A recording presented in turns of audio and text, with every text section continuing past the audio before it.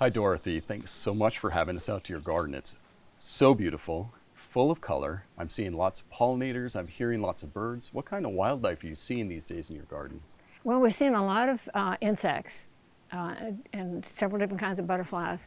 And of course, the birds. And the birds are attracted to the insects, but they're also attracted to things that are starting to make seed. We have quite a variety of birds that actually nest right around the house here. Oh, nice. Are deer a challenge in your garden, as they are in most people's gardens? Somewhat, but by having just a large variety of plants and not having masses of one particular plant, the deer are really not that much of a problem. We do have some problems with rabbits, but again, having just a huge variety of plants helps to alleviate the problem. That's great. I notice you have a lot of native plants in your garden, but I'm also seeing some ornamentals peppered through. What's your approach to gardening here? Well, most of us have some non-native plants that we're rather fond of. And if they're what we call site-adapted, they fit right in. Site-adapted means they fit into the local ecosystem. If they're site-adapted flowering plants, which most of them are, the insects are attracted to the flowers. They may provide cover, like for instance coneflowers, which there are a lot of around here. Right now there are a lot of pollinators on them. And then in the winter, the seeds attract particularly goldfinches, nice. But other birds too. Yeah, so you're really gardening for all 4 seasons, and seeing a lot of wildlife in your garden throughout that time. Right. Well, you've got a lot of show-stopping plants right now that are really growing super well through this drought that we've been having. So why don't we take a look at some of them now? Okay, here's a verbena, which is a native, and it volunteers in the garden, which is fun. And here we have Joe-Pye weed. It's beautiful. Love the pink on the unopened flowers. Right, and the butterflies, a large variety of butterflies love that. And of course, here are the coneflowers. Yeah, gorgeous as always. And what is this really interesting grass that you have here? This is a bottlebrush grass, which likes some shade. That's really nice native grass. It is. It's very attractive. Mm-hmm. And here's a blue mist, actually, that's just getting ready to come out. It's a very prevalent native plant. That's a really nice fall blooming. Gives some great color in the fall garden. Right. Yeah. And the blue lobelia coming along. Just about, huh? Just about to start flowering. That's gorgeous. And here we have something that's just full of bees. Mm-hmm. Clethra, or Sweetpepperbush. Wow, look at all the activity in this plant right now. You can hear it. Yeah. So you've got a lot of shrubs actually in the garden. I noticed some mix of natives and some ornamental shrubs. Right. Well, this is a rain garden, so the Clethra does very well here. Itea would also do well. Nice. Now you've got a beautiful oak tree in the foreground here in your garden. Can you tell us a little bit more about how, I imagine this was already here and you kind of worked your garden around it. Right. Yeah, it's a white oak, but it's also a very tough oak. It has Virginia creeper growing up it, which we've left because the Virginia creeper provides food for the pollinators in the spring and berries for the birds in the fall. But also those drupes that hang down, the orioles like to nest in there.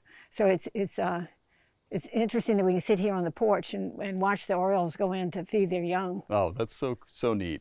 And of course, oak are so valuable for supporting all sorts of different caterpillars, so they're really a key component to having a richness of pollinators in the garden. Right.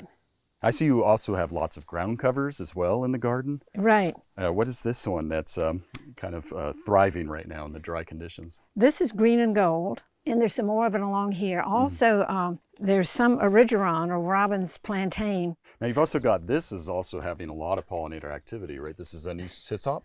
Yes, okay. Yeah. And the pollinators love it, and the goldfinches love the seeds. Oh, great. Wonderful. And the deer don't eat it. That's key.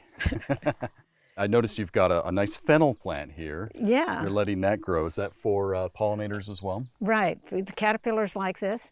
It's not a native, but it's not aggressive either. Sure. So it fits into the ecosystem. And it's important for swallowtail caterpillars, right? So I know you've got a lot of swallowtail butterflies as well in your garden. Right. In fact, we have something for the swallowtails starting in the early spring, because they'll come to those native azaleas that are down there. They seem to really like the native azaleas. Nice. That's great. And then we have some more verbena here. And then we have milkweed. Oh, yes, look at that. Done flowering, but look at those pods. They're Right. so striking. I'm pretty tolerant of things just kind of popping up, as you can see. I do pull out some Sure. because the milkweed, even though it's native, can be a little aggressive. It can come up pretty much anywhere. Yeah. But I did see a few monarchs earlier in the year. So I'm hoping as they start their migration, because frequently we do see some in the fall as the migration starts. Well, it's just so much fun that you're having out here in your garden. And you know your garden so well. Clearly, this was not an overnight work. You really worked diligently over years. What kind of advice do you have for people who are just getting started, who really have an interest in native plant gardening? Right. Well, there are a lot of people around who can be very, very helpful. And at the Extension office, actually the Extension office itself might be helpful, but particularly the Master Gardeners, and the Master Gardeners have a help desk. The Master Naturalists, of course, love to talk about using native plants. And a lot of gardeners love to share their stories about how they got something to grow. So in this area, there are some more native shrubs. There's the shadbush or the amelanchier, which in June, the birds love the berries. Wow, yeah. And they have lovely foliage in the winter or fall. Quite delicious as well, right? They I are. notice you also have some other edibles in your garden. And, I do. yeah. Yeah, it's hard to get some of them because the birds like them so much. I saw some pawpaws over there. And Right, and elderberries. The elderberries just finished. I made some elderberry jam. The blueberries, generally the birds get them, but that's okay. Yeah, sure. And so over time, like, how did you really kind of think about this and create this? You know, do you bring in like different media in order to amend the soil to create the right conditions, or did you just work with what you had? Well, I used some compost as I planted things. The soil here is actually pretty sandy, which is very unusual for Albemarle County. The advantage to that is it's well drained. So there are a lot of plants that don't like to grow where they have what we call wet feet in damp areas.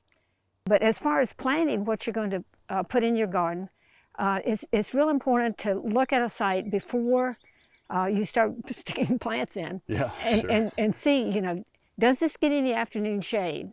Well, a lot of plants don't like our afternoons in July and August to have no shade at all. That's right, just like us. Right.